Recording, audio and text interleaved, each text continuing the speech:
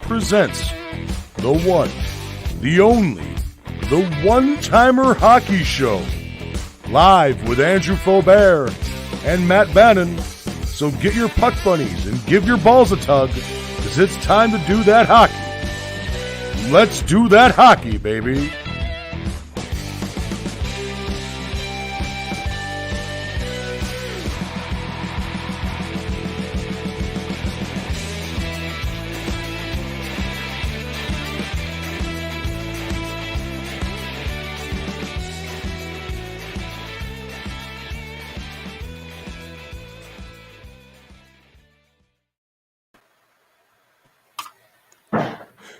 Hello, everybody, and welcome back to another episode of the One-Timer Hockey Show here at the Whistle Sports Bar and Grill 159 studio in beautiful downtown Lockport, Illinois. It's been a little bit. How have you been, everybody? Good to be back. We were fighting a few illnesses here and there, and some injuries as it were to happen for you. But other than that, how you been doing, Andrew? Besides the broken foot, I haven't been necessarily too bad. It's the holiday season. The fiance's birthday's tomorrow, so that means I get my Mariah Carey in 2 days. So we're good. So everything's just moving along anyway. That's good, though. Sometimes you need that. Sir. What about you? How is everything with you, buddy? I get 2 weeks. Yeah, it's been going great. I fought off a bout of food poisoning there, which seems to be every other month I catch it. So that's always fun. But, so it happens when you try new things at new places. Not always the best idea. But on the upside, I was able to go to another Hawks game recently too. Yeah, that would be none other than it was a loss, if you can believe it. Oh, I know, shocking, right? 1-1, buddy. Yeah, 1-1. But I still count it as a win because of what happened before the game, and that was I got to see Marion Host's number 81 the banners in the United Center this Sunday. Ooh. That was quite an experience. It was a phenomenal show. I also got to bring my sister, who lives in Germany. She's in for the holiday through Thanksgiving, and that was her first actual Hawks game. So that was pretty cool. Set the bar really high. Yeah. So next time she'll be in for either Kane or Taves retirement. So I've got a few years for that high standard I just set for myself, but no complaints. So while we're at it, let's talk about. I was gonna say, let's talk about your Blackhawks. How they've been actually doing as a team, as a whole. As a whole, pretty much exactly what I thought they were going to be doing, which is to say, being quite disjointed while at the same time trying to make themselves look impressive. So, pretty much par for the course. We're looking pretty good for Bedard. I know that we are, our 25th in the standings? 27th currently. 27th, okay. So we're only ahead of Vancouver, Arizona, Buffalo, Ottawa, and the Ducks. So we got a little bit. Only 1 point and one game up. How are your Red Wings doing? Yeah, exactly. Let's anyway, Detroit, how about that? Well, doesn't necessarily look like we're in the Bedard sweepstakes, but it's interesting because we're 9-5-4, so we're basically right on the cusp of, say, doing good and doing bad. And I like some of the hockey that I'm seeing out of them. I really do. It's just 2 years ago, I thought we were getting a steal tonight, or not tonight, just in general with Nedeljkovic, but that was 2 years ago. And now I'm realizing that if there's a score of anything above 5, more than likely Nedeljkovic was in net for it. So, they've been good. The rookies are doing good. That works. Yeah. Yeah, ours are looking a bit side, but we have something from Ray here, if I can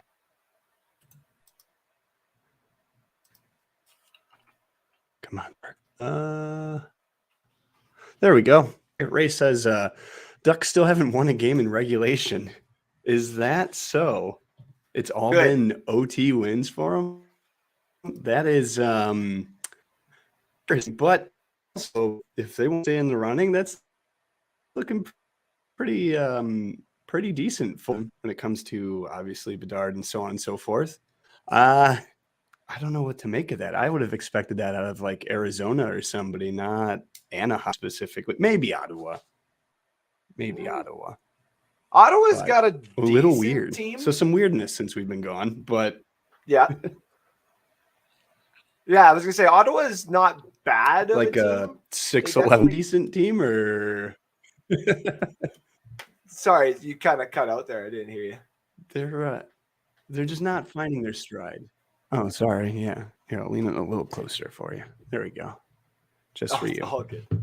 Oops. Might be having.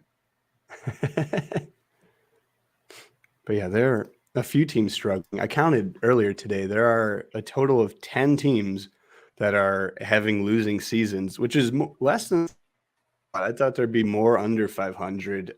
Minnesota only one per at 500 currently, but a lot of winning teams, Seattle amongst them, which is shocking news to, I assume, to you and the rest of the world too, maybe. But they're sitting 11th overall in the standings currently. So how about that? I did not expect that out of them, especially because now you got Shane Wright that's getting sent down, which I mean, he did fall in the draft. So that does it makes sense why he did. I guess a lot of teams saw something that we all didn't, which means that, they are getting paid the big bucks. So props to them. But I'm surprised at the Kraken. I've actually been surprised at a few of these teams here doing as good as they are. Like the Islanders are staying in pace in a very competitive division. The Stars being at the top right now is quite outstanding to me. And especially seeing the Golden Knights being as dominant as they are as well. So. Yeah, they were looking. I know a few people were kind of iffy on them coming into this last season. I mean, they're still a relatively new team. That's pretty much what you're expecting at this point. They recovered remarkably. They're 4-1 right now, so they're sitting pretty. That's for sure. We have Ray. Yes, not my Devils doing poorly. That's right. They're sitting on top of the Metropolitan right now too. They have really taken off. So that's impressive. Must be exciting over there in New Jersey. They got something going for them now. Yeah, they finally do. Congrats to the Devils. You guys are looking good. Yeah, hopefully. Well, we'll see how well they can sustain it, but I think that's a good indicator that they're going to be here, at least on top, for quite some time. Oh, we have a comment from Cindy Lukowski-Bannon. Who would both of you trade from your teams? Well, I know specifically for the Blackhawks, Kane is still at the forefront of everybody's mind, and speculation's running rampant for that one. I still stand by. He's going to go to the Rangers. They're currently sitting fourth in Mountain, but I mean, who knows? I stand by that, but I think Kane is probably not going to end the season here. In Chicago. How about you, Andrew? What are you seeing out of your Red Wings that you want to get rid of? With regards to Kane, it's starting to sound to me now, it's starting to feel like if they wait a year, they might get someone desperate in the off season. Like unless someone offers 2 firsts and like a good roster player and a prospect, like to start it off, I don't think they would trade them at the deadline. With regards to the Red Wings, though, and especially with no movement too. Yeah, you do have the no. Yeah, sorry, especially with his no movement. Yeah, so he has to record that. So that's got to be up there. I feel like before they even consider. But yes, as you were saying with the Red Wings. Yeah, with the Red Wings, I would, if I'm going to trade anybody from the Red Wings right now, I'm still going the Todd Bertuzzi Tyler Bertuzzi Yeah. route. I don't want to resign him for how much he's going to ask. He's really talented, which means that, you know, we could probably get more for him than what we got for Anthony Mantha, and we got our, you know, possible franchise goalie and then some for Anthony Mantha. So I wouldn't necessarily be too pissed off. But also I wouldn't be surprised if Zadina is gone at the trade deadline, because he is definitely not showing up. Yeah, I was going to say he's been quiet, to put it that way. So, but interesting. Ooh, we have a comment from Ray. Pull that one up. Devils could use a power forward. What would a trade for Kane look like for you? Oh, going to the Devils? Let's think about that one. I'm not sure. I'd have to relook at who's doing decently for the Devils, but honestly, I would look towards more of a high pick, a potential replacement prospect, and then honestly, some veteran D-men, because that is something we desperately need. I mean, let's put it this way. I've never spoken that highly of Seth Jones. He's looking much better this year, but he's injured now, and now we're losing constantly. So clearly he was doing something that I was not noticing, and I would desperately like some more of that. Please. Yeah. Looking at the roster for the Devils, just in comparison, like if we're talking Patrick Kane, and if the Devils are saying we have a roster that wants to win it literally right now, I would probably start it off with offering John Marino, because he's a right shot defenseman. Even though they got him from a trade, I think you would have to trade him again. You're probably looking at another young guy like you were talking about. So maybe not Jack Hughes, but one of those type of prospect / players that they've gotten. So you'd have to give up another one of them. Maybe not Jack Hughes. Vein. Yeah, like maybe someone in the minors. Like I'm just looking in the minors right now. I mean, Alexander Holtz would probably actually be number one. So you get a right-handed sniper. You would get a starting defenseman right off the bat. It's funny because that's what Ray Holton Severson. Yeah, Severson. So yeah, we're all thinking kind of along the same lines here. Yeah. Something being D, right? Let's see. Yeah. I mean, honestly, Holtz and Nemec. Like is it Nemec that they just drafted? Hold on. Nemec. As weird as it sounds, I think like so, yeah. if you're going for Patrick Kane, and Patrick Kane is the best American player of all time, and I can openly say that now. It would make sense that you're giving up two prospects because you don't know what they are, and it doesn't matter. Like Holtz is like, okay, he was a top 10, and Nemec was a player that fell to you. It's like, okay, so if you really think you're going to win it this year, that's what you would have to give up, in my honest opinion. Though someone would be like, you're not getting Nemec, we'll give you literally like 7 other things instead of Nemec. So. Yeah, that's fair. And that's like, I had this conversation a few years ago with somebody, and I forget what led to it. It was something of a similar vein with that. And it was involving having known talent and seeing what they're still capable of versus like potentially high going rookies that are essentially untested in the show, because you, like you had said, you don't quite know what they're capable of. I mean, again, harping back to Shane Wright, look at that. He was passed over twice, and now he's been sent down finally after playing a total of like 6 minutes or something, like 4 shifts or something ridiculous, which is to show you like it's 3 days. And you never really know until they've really tested, which they aren't, to put it really, and not quite the same beast.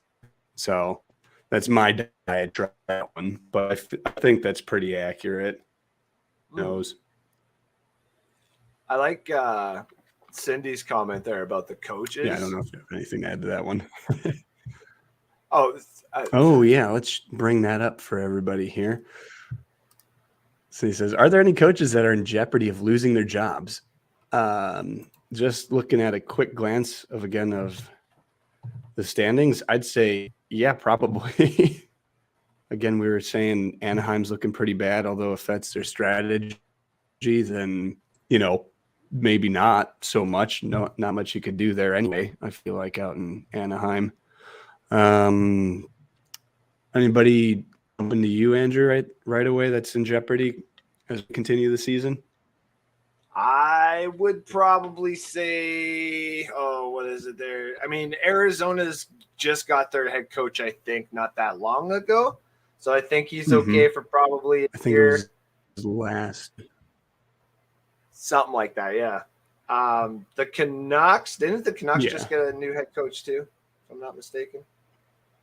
I believe they did. Yeah, so if anybody, I would probably say, I'd probably go. It's weird. It'd probably be the Canucks or the Ducks. Yeah, those would be the two. Maybe even the Sharks. I can see the Sharks probably losing their head coach there. And honestly, if they Sharks are doing. Oh, go ahead.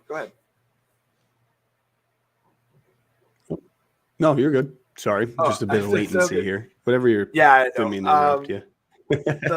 The Maple Leafs. Actually, I just saw my co-host there at NSD said Toronto's coach there. Yeah, I would.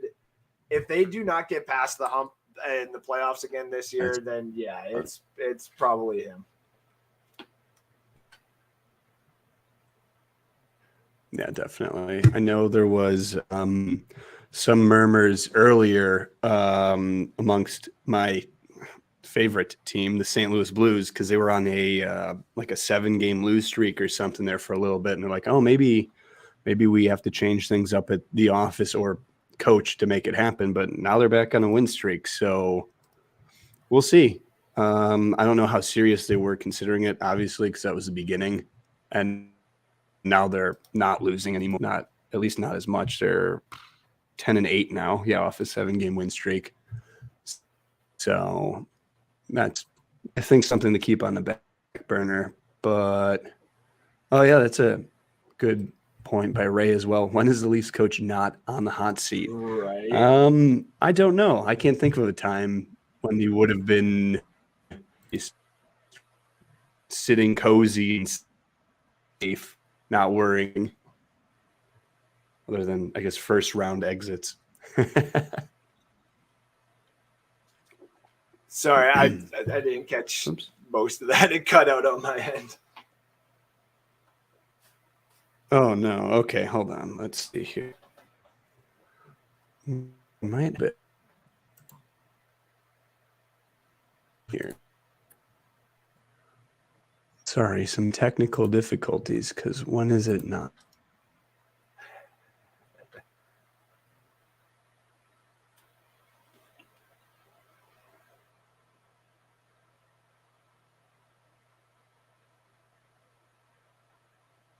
Okay, there we go. How's that test? Am I good? I know I look good, but do I sound good? Still cutting out a little bit there. Nope. Yeah, I was going to say still cutting out. All right, hold on. Hold tight, everybody. We're going to do a quick reset here. We'll be right back.